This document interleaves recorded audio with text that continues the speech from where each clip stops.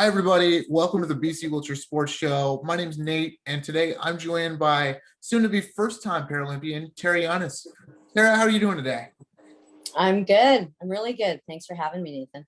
Nice. Now, I know you've had quite the interesting sporting journey. You've competed in a number of different sports at a quite high and competitive level.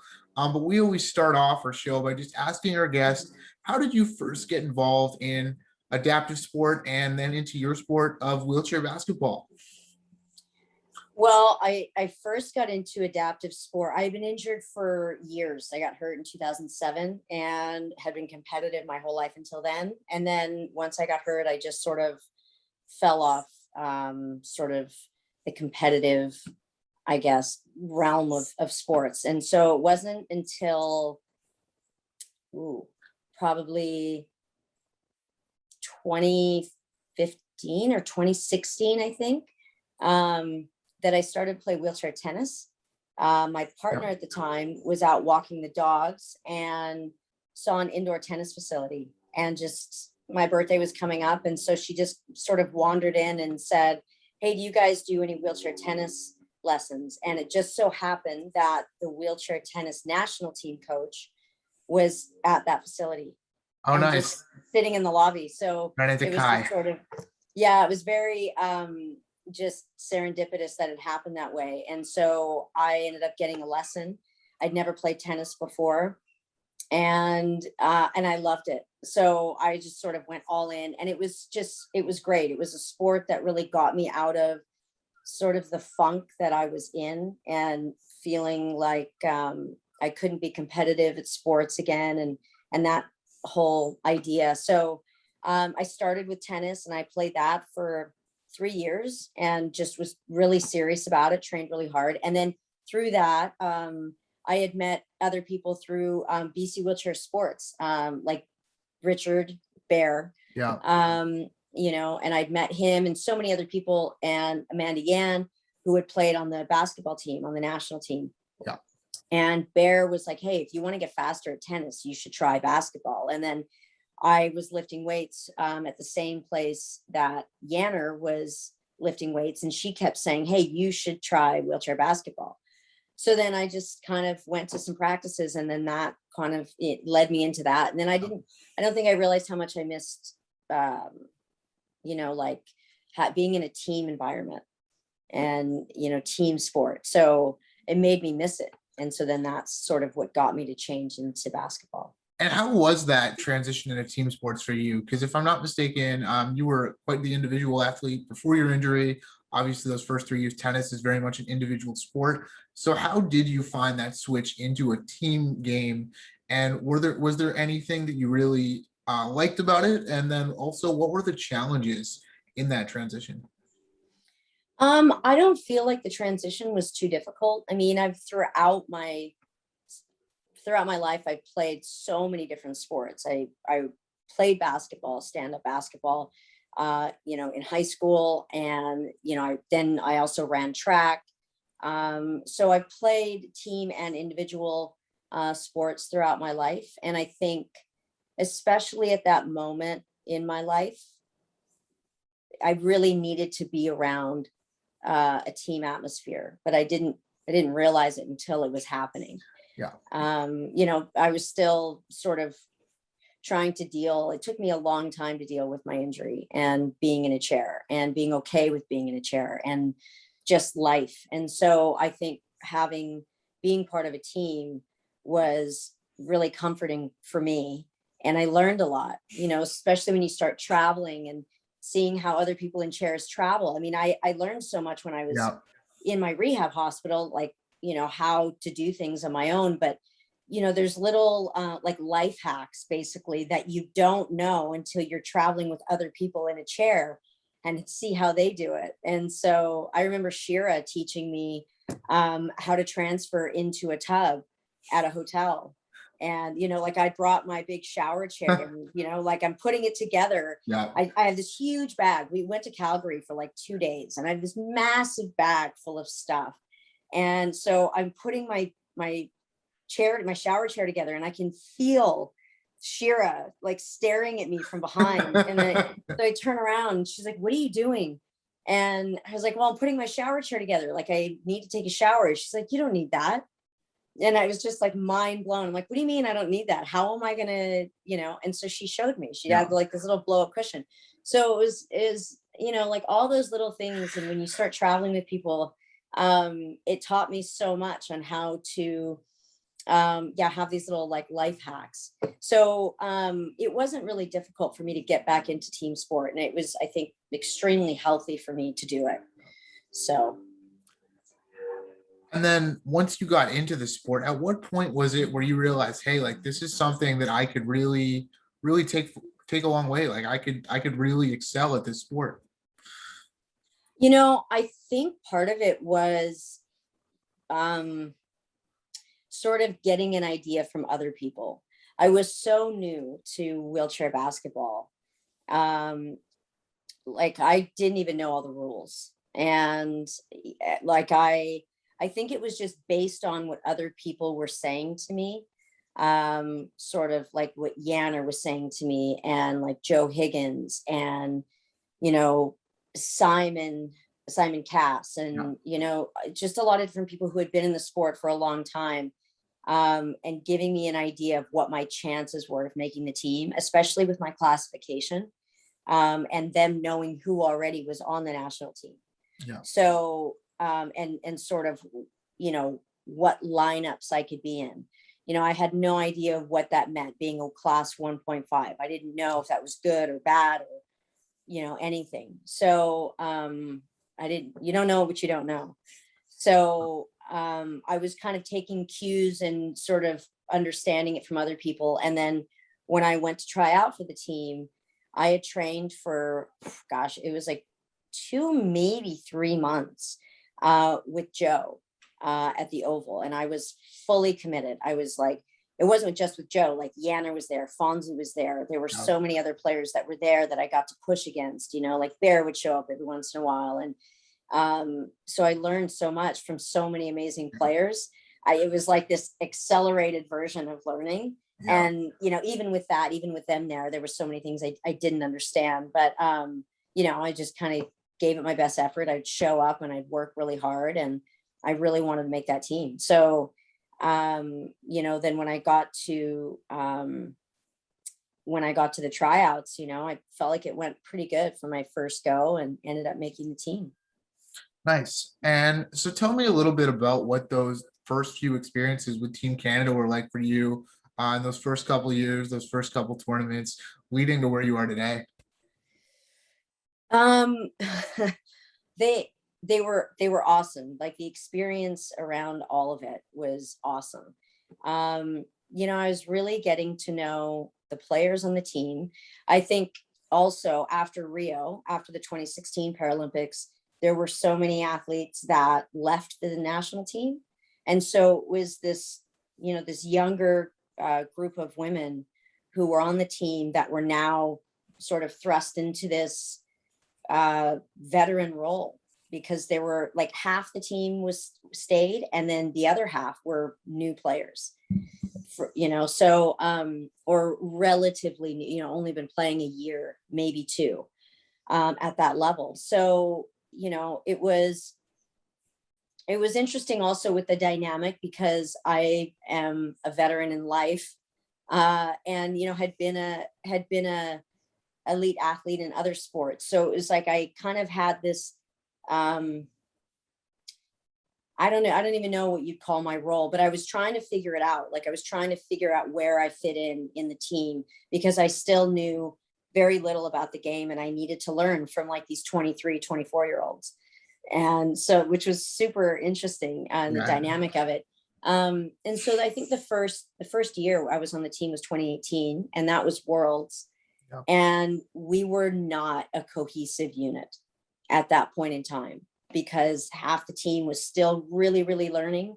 And I mean, not to say that the players that were already on the team weren't learning, but they knew so much more than we did. So it was like trying to meld and try to learn, and trying for them to teach us. Close the gap a little bit. Right, exactly. To close the gap, but without them getting frustrated, because they're so young. it's so they didn't know how to totally do that without getting frustrated at the rest of us. Yeah. And so, that cohesion needed to come, and it did. Between 2018 and 2019, two completely different teams. I think we started to really bond as just people off the court, and that's what it took. You can't, I don't believe that you can, sort of get on a bus and everybody put your own headphones in and you're all doing your own individual thing. Yeah. And then you get to the court and then you take that off and then you work as a team. I don't think it works like that. And so throughout 2019, we started to do more things as a team off the court, and it was like night and day as to how we played on court. And it made it so much more enjoyable because everybody was like for each other and believed in each other. And so it was really that season 2018, 2019, that was like, okay, yeah, this is where it's at. And the results really kind of speak for themselves there, because the Canadian women's team, you guys were able to win in Lima at the Pan Am Games. You beat the United States in the final, won a gold medal, and really had some great momentum kind of before the pandemic hit. What was that experience like to win gold for Canada and really, really understand that, yeah, we're going to the Paralympics. We've qualified. We're there. Like, what did that feel like? Oh my God, it was unreal. It was so stressful. It was so stressful though, because you're thinking about all the hours and the days and the months that you've put into it. And it comes down to the semifinal game against Brazil, and whoever wins is going. And you could tell, like, if you watch the first half of the game, I mean, God, I think our shooting percentage was like 25%. It was atrocious. We couldn't hit the broadside of a barn. And it was because we were so tense. Like, I mean, you could see it every time someone shot the ball. Everyone was so tense because they knew what was on the line. And even at half, we were winning, not by much. I don't remember how much. I don't know, maybe 5 points. And we should have been winning by much more against Brazil. Yeah. Not to take anything away from Brazil, but we just had more threats than they did. And we should have been able to be up by 20 points at that point. So we go into half, and our coach MA talks to us, gives us this whole like, it was probably one of the best talks he's ever given. And then he left. And we don't usually do this. Like, usually he'll give a talk and then we all leave. But this time he said something, and then he's like, you guys talk to each other, and then left. And then the rest of us were like, let's get our heads out of our asses right now. Like, we can win this game. We have so many more threats. We can win this. This is all us. And then you had the sports movie moment. Yeah, it was one of those moments, right? It was like Hoosiers or something. I don't know. And it was like, after that, we went out and we just started to play. We were loose. We started to play like we could play. And then we ended up winning, and that was that. And then I think that momentum, especially because we had qualified, not that we didn't want to win gold in Lima, especially against the States. But, that weight had been lifted, and then it was just like, let's go. Yeah. And especially, we had flown to Kentucky about a month before that and scrimmaged the States for 5 days. Pre-tournament series, right? Right. And they killed us. Like, I mean, it's not like it wasn't blowout games, but we played them 5 times and we only won 1. And so, we were just like, I think when we went into that series, we felt so confident, maybe too confident. And then we only won the first game. And so we left there just like, oh my God, like, what are we going to do? And we had to change up our defense against them based on their style of play. And so we were doing that in Kentucky. So that was part of the reason we had changed our defense completely. And so we were still learning it as we were playing them. And, they were able to take advantage of that. So by the time we got to Lima and we had been practicing that different defense for a month, it showed. And when we got there, it, we were able to beat them. It was still a really tight, it was one of those games that you want to be a part of, because it was so close. The entire game was just back and forth, back and forth. And so it was just unreal to be able to come away with the win and take that home, bring it home for Canada. Yeah. And so obviously it's been a really interesting probably year and a half for everybody in the world, but especially for athletes, and especially for you folks trying to train for the games. What has that experience been like for you and for your team preparing for this Paralympics that's going to be like no other games in history so far? Yeah, no, that's an understatement. Absolutely. Whew. There were so many parts of it that, like, there were some things that came out of this whole thing that were good. But obviously, the things that weren't great were, not being able to train with my team for 14 months. Not seeing, in a team sport, to be able to I could do all the things I could do to better myself as an individual. But to not have that cohesion and being around your teammates to know what they want to do and how they want to attack without them saying something, without them verbalizing that to me, and just knowing what they want to do.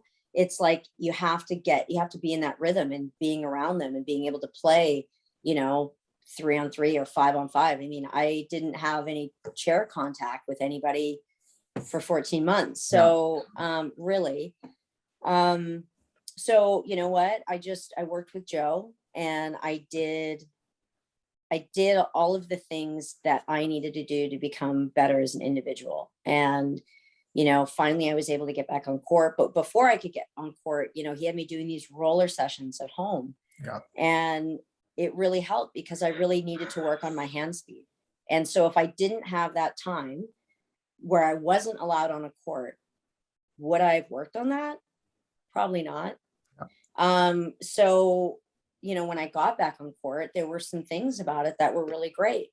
And that was one of them. So, and I was fortunate to have someone, that has been in wheelchair basketball for so many years and is so seasoned and knows what I need to do, especially as a class 1-5, and the focus that I need to have as a class 1-5, and what my role and what my job is on the team. Yes. To sort of drill that into my brain.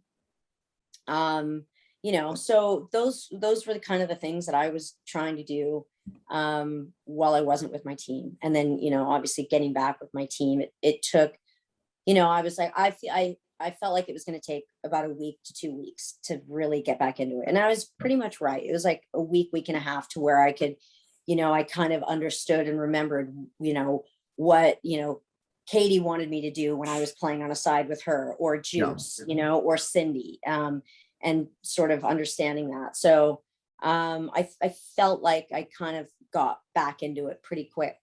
Nice. So yeah, and I imagine for everybody on the team, there's probably this huge sense of relief and just joy being able to play with each other again after so long away. Oh yeah, it was so good to see him. I wanted to cry. I really missed him. I think we're really a tight team, and we care about each other a lot, and it's, off the court, completely. So it was so good to see them and to just, to play with them again. So, but in terms of Tokyo, I've never been to a games. This is my first one. So, it's going to be a different feel. You can even kind of see it as I watch the Olympics. You can kind of see a little bit of it, but I feel like they've done a really good job of trying to I don't know, make it as positive of an outcome as possible. And I was watching the BMX finals the other day. That's sort of my roots, where I came from, is BMX. And watching like the screen when they come through the finish line, and there's the screen and it has like their families. And so they're able to talk to their families. And it's just like, stuff like that they brought into it that I think is really amazing just to feel like you've got your friends and your family there. And, I don't know if at this point, if it, I really would like that full experience. Yeah. So we'll see what happens. I mean, you're like, okay, well, Paris is only 3 more years. 3 more years is still that's a lot of days of training. So we'll see, but having that full experience would be pretty amazing. Great. And obviously wheelchair basketball, very global sport, very deep sport, very competitive sport. There's probably going to be like 5 or 6 teams that are really gunning for the gold medal, along with Canada. What are you most looking forward to at the games, once that competition gets started, both on and off the court? Oh, what am I most looking forward to? I mean, just good competition, which there will be. It's going to be really good competition, I think. I mean, we haven't been able to play normally during the summer. Like this summer, we would have gone to Europe a couple times and we would have played the Dutch team, who is the team. Yeah, the team to beat. We would have played Germany, we would have played Spain, the UK, the States. So, I think it'll be different because we haven't been on court with them, but they have been playing games over in Europe. Like the Dutch have been playing the Germans, the Spanish. So we've been, and they've streamed those games, so we can at least see where they're at. Yeah. They have no idea where we're at. So it's all a mystery. But the great thing is that we've been able to play the next gen men's team all summer. So they're taller than us, they're faster than us, they're physical. And so it's been really good for us. So it's not like we're not getting games in and really good competition. But in terms of getting to Tokyo, I look forward to really good competition. And I think that we're going to get that. Our pool right off the bat, we play the UK. That's our first game. So, so, I think that's it. As far as, normally I think my answer would probably be the atmosphere, and maybe I don't know what it's going to be like. Yeah. There's a lot of unknowns. There's a lot of unknowns. It kind of breaks my heart a little bit to see all those venues that were built, like beautifully built, and nobody's in the stands, other than your teammates, like if you watch swimming, they've got their staff and teammates and things like that, but I don't know, it breaks my heart a little bit for the Japanese people, and all these venues that they've built, not to say that they're going to go to waste, but so that's hard to see. Absolutely. But hopefully, just the competition is really good and people can tune in, and we can see everyone cheering everyone on, and that'll bring a little bit of that to us while we're there. Well, thank you so much for sharing all of that with me and all of your insights and thoughts around the games. I have one last serious question before we kind of get into the fun or goofy ones. And that's, what does it mean to you to represent Canada, be a Paralympian, and be a role model for youth around the country? Oh gosh, I've been asked that question quite a bit. And I think it's difficult to put into words what it feels like to try to get to sort of the pinnacle of your sport, and knowing how much time that you have put in every day, and all the early mornings and all the mornings that you wake up and your body aches so much, and you're just like, how am I going to get through the day pushing in my day chair, let alone get in my ball chair, and then go kind of try to throw down. And so it's like getting to that point and being able to put on that jersey that says Canada and know that you're representing an entire country.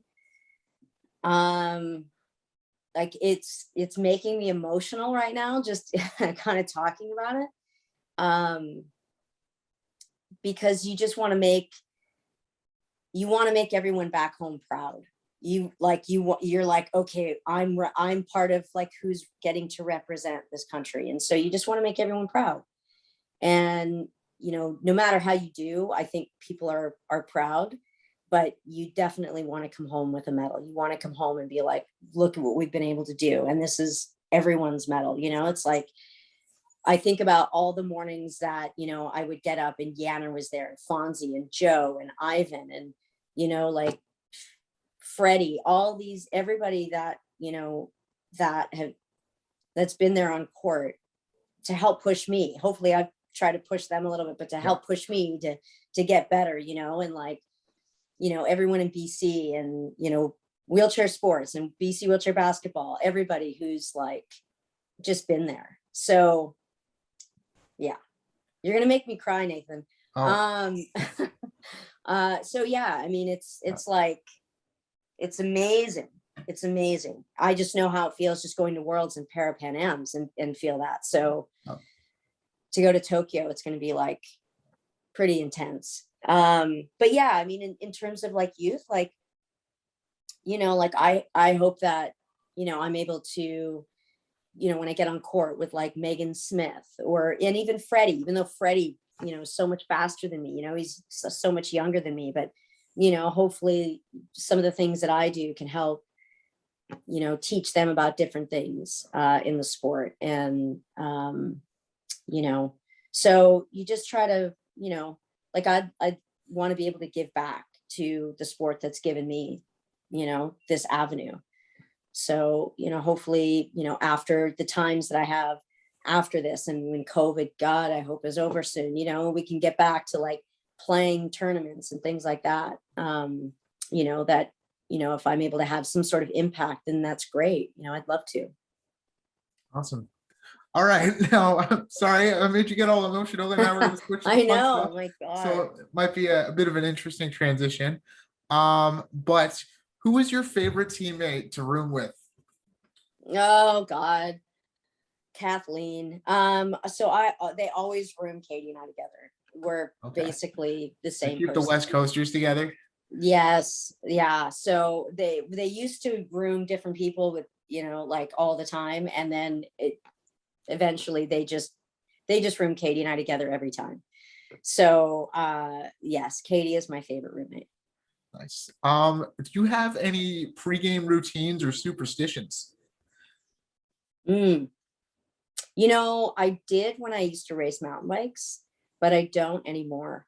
Like I don't like put on the left sock first and then the right sock or, anything like that. I just, no, I don't really have any. What song would you add to a locker room playlist?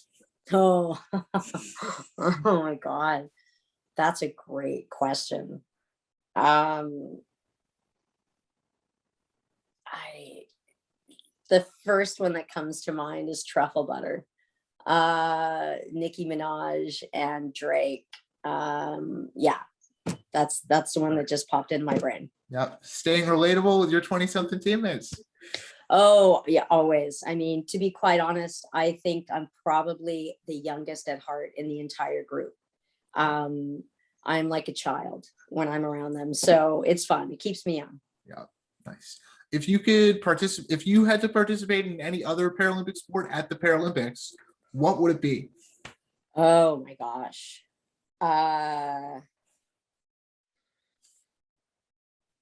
Ooh. I mean, I was going to say swimming, but I'm not a fantastic swimmer. Like my whole bottom half just sinks. So I don't know if that's really the one. You know what? Probably rugby. Rugby because it's like action packed. You're like slamming into people.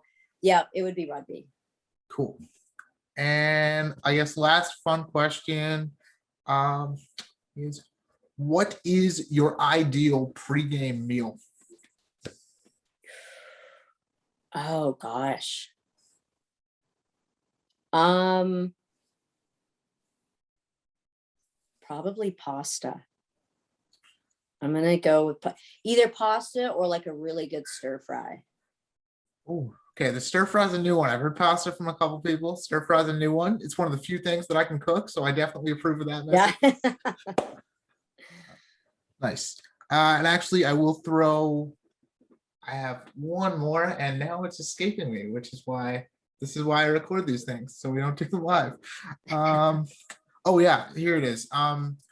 What is your ideal like post-competition vacation spot? I know obviously right now with the world, it probably complicates things, but a lot of athletes, especially high performance athletes, when that big competition is done, they like to get away. Where would you get away to if you could go anywhere? I mean, I've never been, but maybe like Turks and Caicos. I'm like a warm weather kind of person. Sand and beaches are a bit of a problem for me for obvious reasons. Yeah. But I'm just gonna pretend that it's not an issue. And I would want to be somewhere hot with like crystal blue water and I can just lay out and like float. Cool. Yeah. All right. Well, that wraps up all of my questions. Now is kind of your time that if there's anything you want to add about yourself, or wheelchair basketball, or if you want people to kind of connect or follow you, you can kind of plug that. The floor is yours, Tara. Oh my gosh, I didn't know I was going to have this opportunity. I mean, I think I mentioned it a little bit earlier in just, when you were talking about representing Canada and, just knowing that I've had the support that I have from the get-go. And, here in BC, I think we're really fortunate to have a solid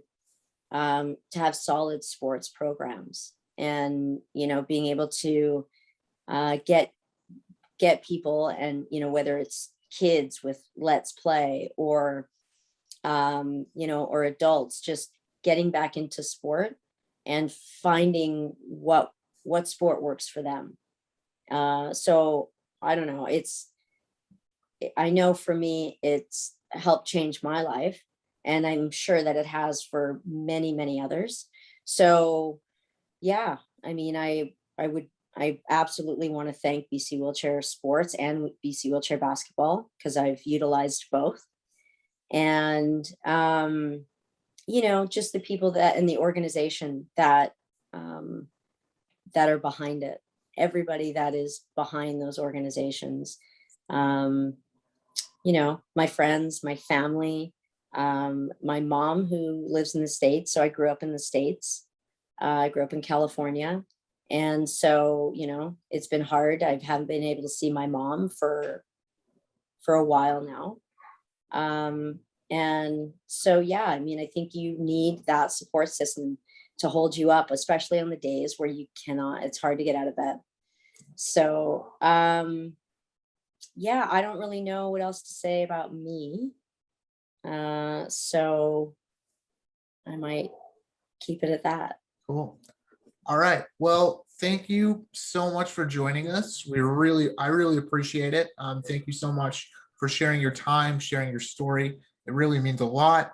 To all of our listeners or viewers who might be tuning into this, you can catch the wheelchair basketball competition at the Paralympic Games as part of CBC Sports' coverage of the games. The Paralympics start on August 25th and run through September 5th.